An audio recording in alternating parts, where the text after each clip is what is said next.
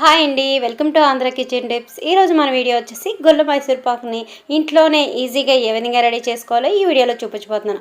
అచ్చం స్వీట్ షాప్లో చేసినట్టే వస్తుందండి. ఈ వీడియో చూసిన తర్వాత ప్రతి ఒక్కరూ ఈజీగా చేసేవచ్చు, చాలా టేస్టీగా ఉంటుంది.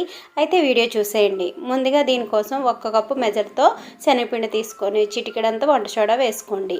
దీన్ని బాగా జల్లించుకోవాలి. వంట సోడా వేయడం వల్ల మైసూర్ పాకం గొల్లగా వస్తుంది.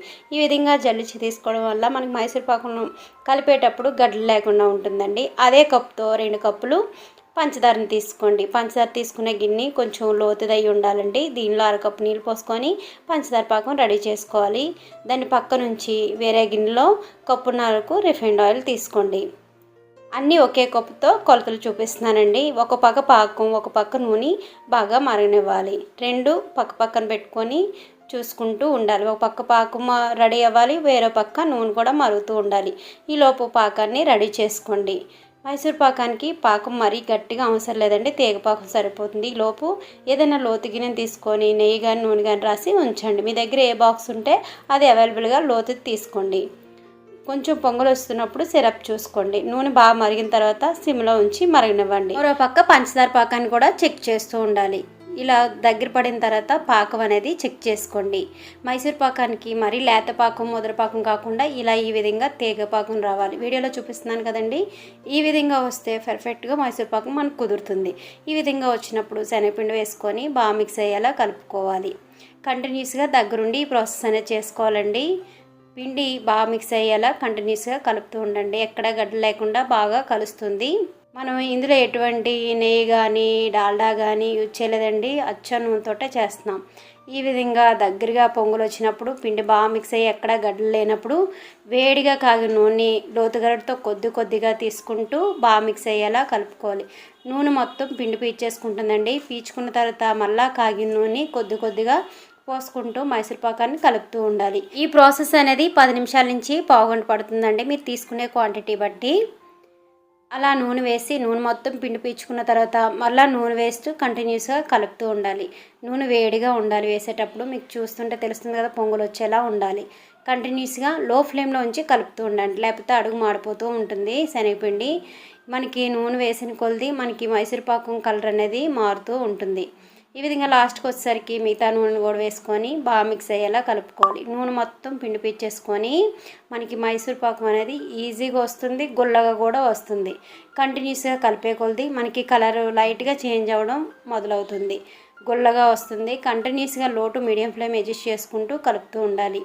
కన్సిస్టెన్సీ అనేది ఇలా నురగలాగా మధ్యలో గ్యాప్లు వస్తున్నట్టు పిండి మీకు కనిపిస్తూ ఉంటుందండి. ఆ విధంగా వస్తే మీకు మైసూర్ పాకం పర్ఫెక్ట్ కన్సిస్టెన్సీ ఉన్నట్టు. ఆయిల్ అనేది మొత్తం పీల్చుకొని కొంచెం రిలీజ్ అయినట్టు మనకు కనిపిస్తుంది. కళాయి నుంచి ఈజీగా సపరేట్ అవుతుంది.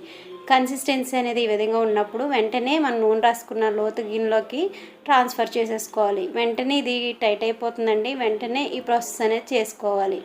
ఈ విధంగా ఈవెన్గా చేసుకున్న తర్వాత వెంటనే వేడిగా ఉన్నప్పుడే దీన్ని మైసూర్ పాకం అనేది కట్ చేసుకోవాలండి. చల్లారిన తర్వాత అంత బాగా కట్ అవ్వవు, చాలా బాగా పొంగుతుందండి. కలర్ కూడా చాలా బాగా వస్తుంది. ఈజీగా రెడీ చేసుకోవచ్చు. ఈ వీడియో ఎక్కడ స్కిప్ చేయకుండా చూసి మీరు ట్రై చేస్తే ఖచ్చితంగా ఈ విధంగానే కుదురుతుందండి. వేడిగా ఉన్నప్పుడు మీకు నచ్చిన సైజులో కట్ చేసుకోవచ్చు. ఈ విధంగా కట్ చేసిన తర్వాత కంప్లీట్గా చల్లారనివ్వాలండి. కంప్లీట్గా చల్లారడానికి కూడా ఈజీగా మరో 10 నిమిషాలు పడుతుంది. మరో 10 నిమిషాలు అది కంప్లీట్గా చల్లారిన తర్వాత డీమోల్డ్ చేస్తే మనకి మైసూర్ పాకం పీసెస్ అనేవి పర్ఫెక్ట్గా వస్తాయి.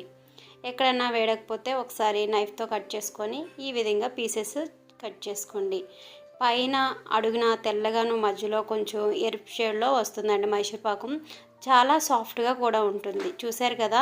సో ఇంతేనండి, గుల్ల మైసూర్ పాకం రెడీ అయిపోయింది. ఐ హోప్ ఈ వీడియో మీ అందరికీ నచ్చింది అనుకుంటా. నచ్చితే లైక్ చేసి మరిన్ని వీడియోస్ కోసం సబ్స్క్రైబ్ చేయండి. మీరు ట్రై చేసిన తర్వాత మీకు ఎలా వచ్చిందో మీ ఫీడ్బ్యాక్ని కామెంట్ రూపంలో తెలియజేయండి. హాయ్ అండి, అందరికీ నమస్తే, welcome to Andhra kitchen tips. ఈరోజు మన వీడియో వచ్చేసి కేరళ స్టైల్ నేతప్పం.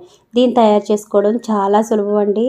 2 అరటిపళ్ళు బియ్యం బెల్లంతో ఎంతో మెత్తగా దూదుల్లాగా ఇన్స్టెంట్ పొంగడాలని తయారు చేసుకోవచ్చు. అయితే ఈ వీడియో చూసేయండి, ఎక్కడ స్కిప్ చేయకుండా చూసి ట్రై చేయండి. ముందుగా ఒక మిక్సింగ్ బౌల్ తీసుకొని ఒక కప్పు రేషన్ బియ్యాన్ని వేసుకొని 1కి 2-3 సార్లు శుభ్రంగా కడుక్కోవాలి. కడిగిన తర్వాత కొద్దిగా నీళ్ళు పోసి 2-3 గంటల పాటు ఈ బియ్యాన్ని నాననివ్వాలి. బియ్యం ఎంత ఎక్కువసేపు నానితే పొంగడాలు అంత టేస్టీగా వస్తాయి. ఇప్పుడు స్టవ్ వెలిగించి ఒక గిన్నె పెట్టుకొని 1 కప్పు బెల్లం, అరకప్పుకి కొంచెం తగ్గించి నీళ్ళు పోసుకొని బెల్లం కరిగించుకోవాలి. బెల్లంతో చేస్తే చాలా టేస్టీగా ఉంటాయండి. మీరు పిల్లలకి ఈవినింగ్ టైంలో ఏమైనా చేసి పెట్టాలైనా, పెద్దవాళ్ళకి ఏమైనా తినాలనిపించినా ఈ అప్పాలని ఈజీగా రెడీ చేసుకోవచ్చు. ఇలా బెల్లం కరిగిన తర్వాత స్టవ్ ఆఫ్ చేసేయండి. ఇప్పుడు బియ్యం కూడా మనకి బాగా నానేయండి. 2-3 గంటల తర్వాత 1కి 2-3 సార్లు కడిగిన తర్వాత నీళ్లు మొత్తం వంపేసి మిక్సీ జార్లో కొద్దిగా బియ్యాన్ని తీసుకోండి. దీనిలో చిటికెడంత సాల్ట్ వేసుకోండి. పావు స్పూను యాలకుల పొడి వేసుకొని బియ్యం నల్లడానికి వీలుగా కొద్దిగా నీళ్ళు పోసుకోండి. ఎందుకంటే బెల్లం నీళ్ళు పోయాలి కదా. కొద్దిగా వేసుకొని మెత్తగా మిక్సీ పట్టుకోవాలి.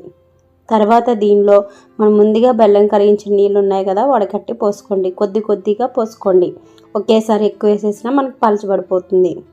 బెల్లం నీళ్ళు వేసిన తర్వాత మరొక్కసారి మిక్సీ పట్టుకొని దీనిలో 2 అరటిపళ్ళు మెత్తగా ముగ్గురి తీసుకొని ఈ విధంగా కట్ చేసి వేసుకొని మరొక్కసారి మిక్సీ పట్టుకోవాలి. అరటిపళ్ళు వేసి మిక్సీ పట్టిన తర్వాత మనకి పిండి స్ట్రక్చర్ అనేది చాలా స్మూత్గా ఉంటుందండి. ఇప్పుడు ఒక మిక్సింగ్ బౌల్లో తీసుకోండి. మనకి కన్సిస్టెన్సీ అనేది ఈ విధంగా ఉండాలి. మీకు పల్చగా కానీ అనిపిస్తే కొద్దిగా గోధుమ పిండి కలుపుకోవచ్చండి. ఒకవేళ గట్టిగా అనిపిస్తే కొంచెం బెల్లం నీళ్ళు వేసుకోవచ్చు. దీనిలోనే చిటికెడంతా వంట సోడా వేసుకోండి. వంట సోడా పొంగడాలు వేసే ముందే వేసి కలుపుకోవాలి. ఈ విధంగా బాగా మిక్స్ అయ్యేలా కలిపిన తర్వాత ఇప్పుడు పొంగడాలు వేయడానికి వీలుగా నూనెను మరగబెట్టుకోండి. నూనె మరిగిందో లేదో చూసుకున్న తర్వాత నూనె కాగిన తర్వాత గుంత గరిటె కొద్దిగా చిన్న గరిటె తీసుకొని ఇలా కాగిన నూనెలో వేసుకొని కొద్దిగా నూనె పైనుంచి వేస్తూ ఉంటే మనకి పొంగడాలు పూరీలా పొంగుతాయండి. మీరు మీడియం ఫ్లేమ్లోనే ఈ పొంగడాలని ఫ్రై చేసుకోవాలి. ఎందుకంటే లోపల కూడా కుక్ అవ్వాలి కాబట్టి మీడియం ఫ్లేమ్లోనే మీరు అటు ఇటు కదుపుతూ ఫ్రై చేసుకుంటే ఈ పొంగడాలు లోపల నుంచి బాగా కుక్ అయ్యి మంచి కలర్లో వస్తాయండి. ఇదే విధంగా ఇంకోటి కూడా చూపిస్తాను. చాలా బాగా పొంగుతాయి, చాలా టేస్టీగా ఉంటాయి. అప్పటికప్పుడు ఈజీగా రెడీ చేసుకోవచ్చండి. బియ్యం కానీ నానబెట్టుంటే, ఎప్పుడైనా దోశకి నానబెట్టినా కూడా బియ్యం ఉంటే ఈ విధంగా ఈజీగా రెడీ చేసుకోవచ్చు. చాలా ఈజీగా ఉంటుంది. టేస్ట్ కూడా చాలా బాగుంటాయి. దూదుల్లా ఉంటాయండి ఈ పొంగడాలు. ఇన్స్టెంట్గా రెడీ చేసుకోవచ్చు. ఇదే విధంగా అన్నిటిని రెడీ చేసుకోండి. చూసారు కదండి, చాలా చక్కగా వచ్చాయి ఇన్స్టెంట్ పొంగడాలు. ఐ హోప్ మీకు కూడా నచ్చింది అనుకుంటాను. ఈ వీడియో నచ్చితే లైక్ చేసి ఇలాంటి మరిన్ని వీడియోస్ కోసం మా ఛానల్ని సబ్స్క్రైబ్ చేయండి. హాయ్ అండి, welcome to Andhra kitchen tips. ఈరోజు మన వీడియో వచ్చేసి అరిసెల వీడియో. అరిసెలు అంటే చేయడానికి చాలామంది భయపడుతూ ఉంటారండి. అయితే నేను ఇక్కడ కప్పు కొలతలతోటి కేజీ బియ్యంతో 2 వివరంగా ఈజీగా చూపించబోతున్నాను. అస్సలు వంట రాని వాళ్ళు ఫస్ట్ టైం అరిసెలు చేసినా కూడా చాలా ఈజీగా చేసేయవచ్చు. వీడియో చూసేయండి. ముందుగా పావు గ్లాసుతో 4 గ్లాసులు రేషన్ బియ్యాన్ని తీసుకోండి. లేకపోతే పండించిన రైస్ అయినా పర్వాలేదండి. తీసుకొని శుభ్రంగా 3-4 సార్లు కడుక్కొని మళ్ళీ నీళ్ళు పోసి దీన్ని మినిమం 30 గంటలు నాననివ్వాలండి. అప్పుడే మనకు అరిసెలు మెత్తగా వస్తాయి. 7 గంటలకు ఒకసారి మధ్యలో బియ్యాన్ని కడుగుతూ ఉండండి. ఎందుకంటే బియ్యం పులిసిపోయి వాసన వచ్చేస్తే మధ్యలో 1కి 2-3 సార్లు కడుగుతూ ఉండాలి.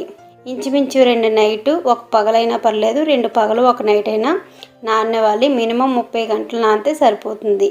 ఈ విధంగా మధ్యలో కడిగిన తర్వాత లాస్ట్లో ఫైనల్గా కడిగేసిన తర్వాత ఈ బియ్యాన్ని చిల్లుల గిన్నెలో తీసుకొని నీళ్ళు మొత్తం వడకట్టిన తర్వాత ఒక కాటన్ క్లాత్ మీద వేసుకొని నీళ్ళ తడి మొత్తం పోయేంత వరకు ఆరనివ్వాలి. ఎక్కువసేపు అవసరం లేదండి. 5 నిమిషాలు పక్కన పెడితే నీళ్ళన్నీ క్లాత్ పీచేసుకొని ఇంకా కొంచెం తడిగానే ఉండాలండి. బియ్యం మరీ ఆరిపోకూడదు. బియ్యం ఈ విధంగా కొద్దిగా తడిగా ఉన్నప్పుడు మిక్సీ జార్లో వేసుకొని మిక్సీ పెట్టుకోవాలి మెత్తగా.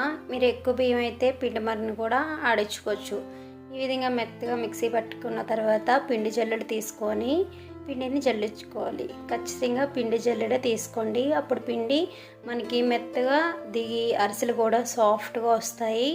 చాలా టేస్టీగా ఉంటాయండి. మీరు ఎప్పుడూ చేయకపోతే ఈ వీడియో చూసిన తర్వాత ఇదే కొలతలతో ఫాలో అయ్యి చేస్తే అరిసెలు చేసుకోవడం చాలా సులభం. ఈ విధంగా పిండిని రెడీ చేసుకున్న తర్వాత మూత పెట్టి పక్కన ఉంచేయండి ఆరిపోకుండానా.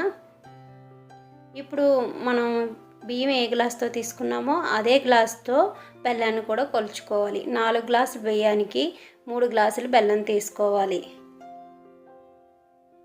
పావు గ్లాసుకి కొంచెం తగ్గించి పంచదార తీసుకొని పావు గ్లాసు నీళ్ళు పోసుకొని పాకాన్ని రెడీ చేసుకోవాలి.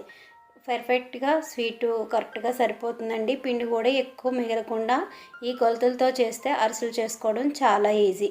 పాకం ఇలాగా నురగలా వచ్చినప్పుడు 1కి 2, 3 సార్లు పాకాన్ని చెక్ చేసుకుంటూ ఉండండి.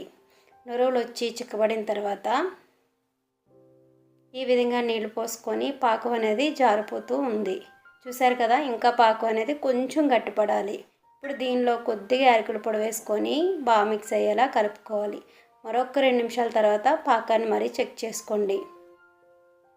చేతికి ఉండలా వచ్చి మనకి కొంచెం ఉండలా ఫామ్ అవ్వాలండి. కొంచెం గట్టిగా చూసారు కదా, మనం ఏ విధంగా షేప్ తిప్పితే ఆ విధంగా రావాలి ఉండ అనేది. ఈ విధంగా వస్తే మనకి అరిసెల పాకం అనేది కరెక్ట్గా వచ్చినట్టు. ఇప్పుడు ఈ పాకంలో 1 స్పూన్ వరకు నెయ్యి వేసుకొని బాగా మిక్స్ అయ్యేలా కలుపుకోవాలి. ఇప్పుడు స్టవ్ ఆఫ్ చేసేసి కొద్దిగా తడి బియ్యం పిండిని వేసుకుంటూ పాకాన్ని కలుపుతూ ఉండాలి. వీలైతే కలిపేటప్పుడు ఎవరైనా హెల్ప్ తీసుకోండి. కొంచెం స్టార్టింగ్ ఈజీగా ఉన్నా అలా లాస్ట్కి వచ్చేసి కొద్ది పిండి కలపడం కొంచెం కష్టం అవుతుందండి. ఇక్కడే కొంచెం కష్టం అనిపిస్తుంది, ప్రాసెస్ అంతా చాలా ఈజీగా ఉంటుంది. పిండి మొత్తం లాస్ట్కి వచ్చే కొద్ది తక్కువ వేసుకుంటూ కలుపుకోవాలి. మనం అరిసెలు చేయడానికి వీలుగా పిండిని వేసుకుంటూ కలుపుకోవాలండి, కొంచెం గట్టిగా వచ్చేంత వరకు. ఇక్కడ బియ్య పిండి అనేది 4 స్పూన్ల వరకే మిగిలిందండి. మనం తీసుకున్న బెల్లానికి బియ్య పిండి అనేది కరెక్ట్గా సరిపోయింది. లాస్ట్లో నెయ్యి కానీ నూనె కానీ ఇలా వేసుకోవడం వల్ల పాకం తొందరగా చల్లారకుండా ఉంటుంది. కొద్దిగా చల్లారిన తర్వాత ఇంకా గట్టి పడుతుందండి. నెయ్యి వేయడం వల్ల అరిసెలు మెత్తగాను దూదుల్లా వస్తాయి. చల్లారిన తర్వాత కొద్దిగా ఈ విధంగా గట్టిపడుతుంది. ఇప్పుడు పిండి ముద్దని చిన్నగా తీసుకొని ఇప్పుడు అరిసెలు రెడీ చేసుకోవాలి. ఇలా పాల కవర్ కానీ ప్లాస్టిక్ కవర్ కానీ ఏమైనా తీసుకొని ఈ విధంగా ఒత్తుకొని కాగిన నూనెలో వేసుకుంటే అరిసెలు పూరిల్లా పొంగి చాలా చక్కగా వస్తాయండి. Medium to high flame adjust చేసుకుంటూ అరిసెలు రెడీ చేసుకోండి. ఈ విధంగా పొంగి మంచి కలర్లో ఫ్రై అయిన తర్వాత అరిసెలు తీసుకొని 2 గరిటెలతోటి ఒత్తితే ఎక్స్ట్రా ఆయిల్ మొత్తం వచ్చేస్తుంది. మరొక్కసారి అరిసెలు ఒత్తేదాంతో ఒత్తండి, ఏమైనా ఆయిల్ ఉంటే వచ్చేస్తుంది. చూసారు కదండి, చాలా సాఫ్ట్గా వస్తాయి. ఇదే విధంగా మిగతా అరిసెలు కూడా రెడీ చేసుకోవాలి. ఒకవైపు కాలిన తర్వాత రెండో వైపు కూడా టర్న్ చేసుకొని 2 వైపులు చక్కగా ఫ్రై అయిన తర్వాత ఆయిల్ నుంచి తీసుకొని శుభ్రంగా ఆయిల్లో ఒత్తేయండి. ఇదే విధంగా అన్ని అరిసెల్ని రెడీ చేసి పక్కన పెట్టుకోండి. ఈ విధంగా అరిసెలు రెడీ చేసుకున్న తర్వాత మిగతా పిండితో మనం నువ్వుపప్పు అరిసెలు చేసుకుందామండి. దీనిలో 2 స్పూన్లు నువ్వులు తీసుకొని 1 స్పూన్ వరకు మజ్జిగను వేసుకొని బాగా మిక్స్ అయ్యేలా కలుపుకోవాలి. మజ్జిగ వేయడం వల్ల నువ్వులు అరిసెకి అంటుకొని ఉండి డీప్ ఫ్రై చేసేటప్పుడు విడిపోకుండా ఉంటాయి. అరిసెల పిండిని రౌండ్గా తీసుకొని నువ్వుల్లో ఈ విధంగా వత్తండి. రౌండ్గా నువ్వులు అంటిన తర్వాత మనం ముందుగా తీసుకున్న పాల కవర్ మీద వేసుకొని పాల కవర్కి కొద్దిగా నూనె కానీ నెయ్యి కానీ రాసుకోండి. అప్పుడే అరిసె బాగా మనకి ఈజీగా వస్తుంది కవర్ నుంచి. ఈ విధంగా రౌండ్గా చేసుకోండి. ఈ విధంగా చేసిన తర్వాత కాగిన నూనెలో వేసుకుంటే మన నువ్వులు విడిపోకుండా నువ్వుల అరిసె చక్కగా వస్తుంది. ఒకవైపు పొంగిన తర్వాత వెంటనే రెండో వైపు టర్న్ చేసుకుంటూ మనం ఈ అరిసెలను ఫ్రై చేసుకోవాలి. Flame medium to high adjust చేసుకుంటూ ఫ్రై చేసుకోండి, లేకపోతే హై ఫ్లేమ్లో ఉంచినా మనకి అరిసెలు ఒకేసారి నల్లగా మాడిపోతాయి. కాబట్టి ఫ్లేమ్ని అడ్జస్ట్ చేసుకుంటూ అరిసెల్ని ఫ్రై చేసుకోండి. బాగా చక్కగా మంచి కలర్లో ఫ్రై అయిన తర్వాత ఇలా ఎక్స్ట్రా ఆయిల్ని ఒత్తేసుకొని అరిసెల్ని తీసేసుకోవడమే. చూసారు కదండి, నువ్వపప్పు అరిసెలు కూడా చేసుకోవడం చాలా సులభం అండి. నువ్వపప్పు అరిసెలు చాలా టేస్టీగా ఉంటాయి. ఇదే విధంగా ఇంకో అరిసెను కూడా చూపిస్తున్నాను. ఆయిల్లో వేసిన వెంటనే మనకి అరిసెలు అనేవి పొంగుతాయి. పొంగిన తర్వాత వెంటనే రెండో వైపు టర్న్ చేసుకొని 2 ఈవెన్గా కలర్ వచ్చిన తర్వాత ఆయిల్ నుంచి తీసుకొని ఎక్స్ట్రా ఆయిల్ని ఒత్తేసి ఈ అరిసెల్ని ఒక ప్లేట్లోకి తీసుకోవాలి. చూసారు కదండి, అరిసెల్ని రెడీ చేసుకోవడం ఎంత ఈజీగా అన్ని గొప్ప కొలతలతో ఈజీగా చేసుకోవచ్చండి. చాలా సాఫ్ట్గాను వెన్నలా కరిగిపోతాయి. అది నెయ్యి వేసాం కదా.